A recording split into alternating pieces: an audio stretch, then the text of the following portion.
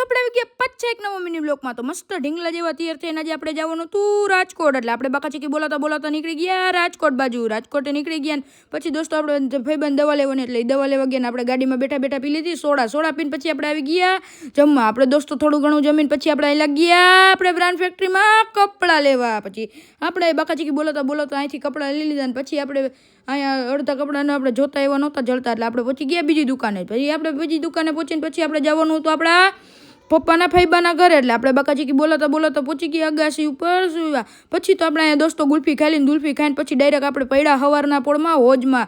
સવાર પડી ગઈ દોસ્તો. પછી આપણે નાહી ધોઈને ફ્રેશ થઈને આપણે જવાનું હતું એક જગ્યાએ લગ્નમાં. એટલે આપણે બાકાચીકી બોલાવતા મસ્ત ઢીંગલા જેવા તૈયાર થઈને આપણે નીકળી ગયા લગ્નમાં આવીને પહેલાં તો આપણે હાલ્યા ગયા આટો મારવા બારે. આટો મારીને પછી આપણે દોસ્તો આવી ગયા આપણે લગ્નમાં. અહીંયા આપણે હતા દોસ્તો અમારા 10 નામના સમૂહ લગ્ન. એટલે સમૂહ લગ્નમાંથી જઈને આપણે પહોંચી ગયા મુંબઈ હોટલમાં જમવા.